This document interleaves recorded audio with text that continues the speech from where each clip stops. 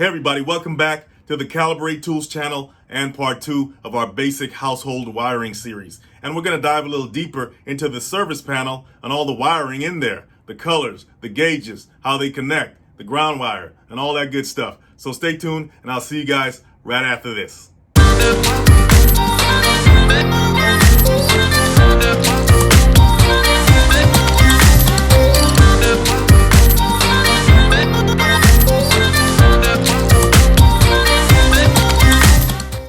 Okay guys, for those of you who haven't seen part 1 of our basic household wiring series, I suggest you go back and look at that so you can follow along and understand what we're talking about today. Right now we're looking at an inside service panel in a home or an apartment building or a multifamily unit. So in the last video, we discussed how power comes from the power pole via 3 wires, 2 hot and 1 neutral, and they come down from the power pole into the service head and go down into the service panel on the outside of the building. And from there, those hot and neutral wires come into the inside service panel in this multifamily unit. And in a house, it will come into the service panel inside as well. So we have the 2 hot wires here and we have the neutral, okay? The 2 hot wires come into these breakers here. Now, in a single family unit like a house, the main breaker we looked at in the last video that was on the outside service panel. In service panels, you may have a main breaker right here, but in this one, there's no main breaker. That's why this is called a sub panel inside this unit here, okay?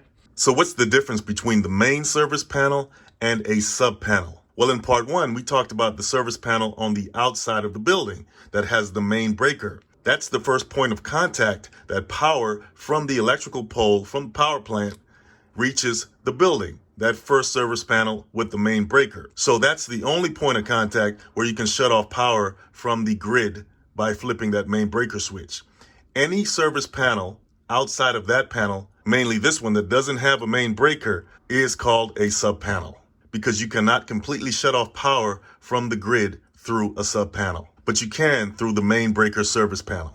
Now, the purpose of a service panel or sub panel is to act as a hub and then distribute that power from the hub into the various circuits in your house. Think of it like a bus terminal where all the buses congregate in one hub and they all spread out to different areas in the city, servicing various parts of the city. It's the very same thing with your electrical panel or service panel. All the power comes in through this hub here, which we call the service panel, and that power is distributed to various areas in your house or various circuits or outlets in your house to service the various parts of the house. So the power enters your home through these hot wires here into the hub, and that power is distributed.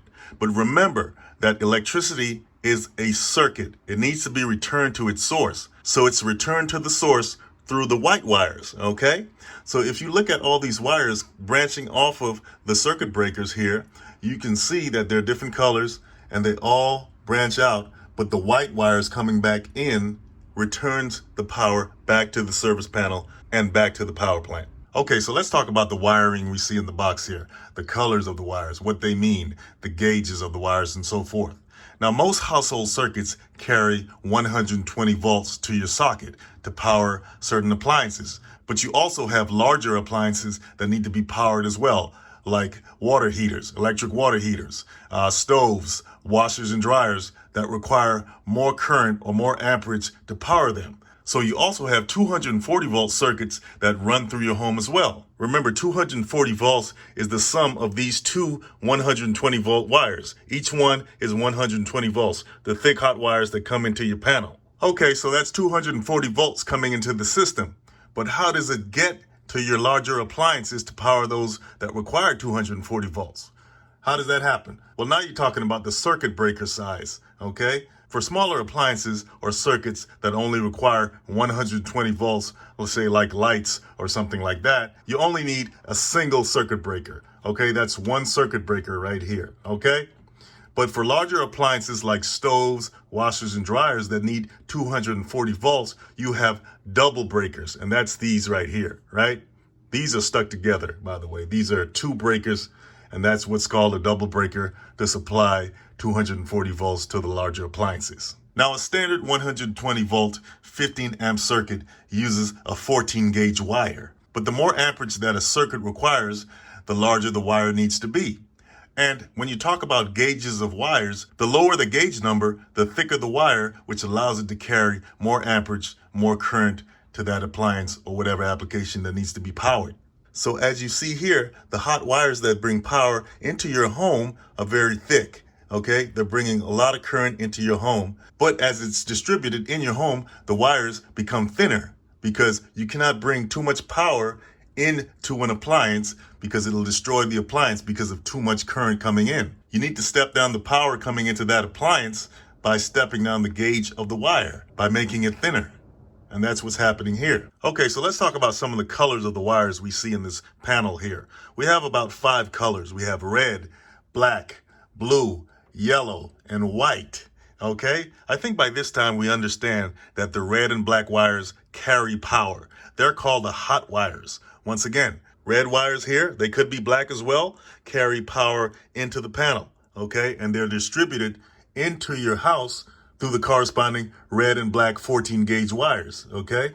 So you have these black and red here, 14 gauge. Some of them can be 12 gauge, which is thicker and carry more current to larger appliances as well, okay? Then you have the white wires that carry current back into the grid. The white wires are called the neutral wires. And once again, they're responsible for completing the circuit by returning the electricity back to the grid.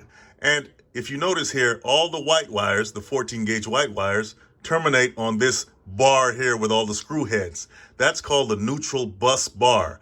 So all the current comes back in the process of completing its circuit, hits the neutral bus bar, and then it takes all the current through this very thick wire here all the way back to the electrical grid, right? But you also have blue and yellow wires.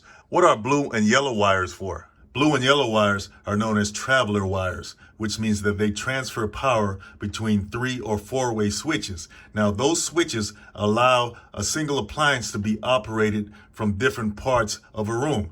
For example, if you have a switch in one part of the room, you can turn the light on. And if you have a switch in another part of the room, you can turn that same light off. Or another example, let's say you're at the top of a staircase and you want to turn the lights on. Well, you can turn the lights on using one switch at the top of the stairs, and then when you get to the bottom of the stairs, you can use another switch to turn that same light off. Blue and yellow wires connect both switches together and allow that to happen. Okay, so there's another wire that is just as important as all the others that we talked about, and that's this right here, this copper-colored wire right here, this copper-colored bare wire. That's the grounding wire. What's the purpose of a ground wire in the service panel or in your electrical wiring in the house in general? Well, if you notice that these wires that run through your home, they're insulated, okay? But what if the insulation gets compromised? In other words, there's a break in the insulation. Well, that wire is now compromised. It can touch another wire. It can touch another conductor like metal in your framing or in the house or even in the electrical box and cause a short circuit.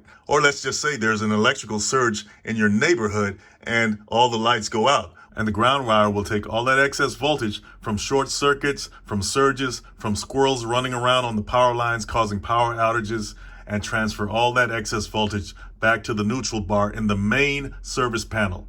Ground wires will never be connected to the sub-panel neutral bus bar. So it'll go back to the neutral bus bar in the main service panel. In this case, it's probably on the outside. And in the main panel, the excess voltage will go back through the neutral bus bar back into the grid.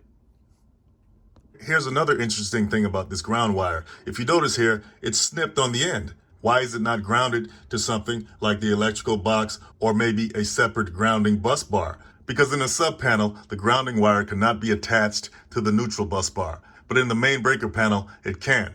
But this is a sub-panel. That's why the grounding wire is not attached there. So what's going on here? Why is this snipped and it's not attached to anything?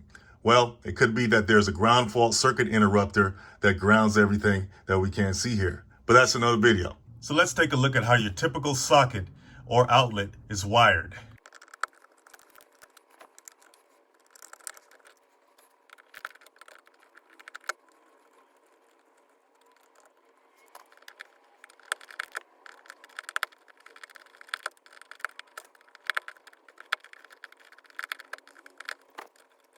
So as we can see here, we have 2 wires coming up from that hole in the wall, and one of them is a red wire. That's the hot wire, right? And that's connecting to one side of the socket. And then you have the neutral wire connecting on the other side of the socket. And as you know, that neutral wire returns current back to the grid. This is a circuit. We call them sockets, but it's actually a circuit, and they're all over your house. Now here's another example of a smoke alarm circuit that's not complete. We have the red and black wires, which are the hot wires, and we have the neutral wire, which returns the current back to the grid. But if you notice, the red and black wires are not connected. But if we touch them together, hear that? That's what happens. Okay guys, we just covered some of the basics on how a house is wired. Remember, if you're going to be doing work on your electrical system in your house, you got to be safe. Don't stand on any wet ground at all when you're dealing with service panels or wiring. Turn the power off at the main breaker and wear rubber gloves and rubber sole shoes. So if you found value in this video, hit the like and subscribe button, share it with everybody you know, and I'll see you guys in the next one.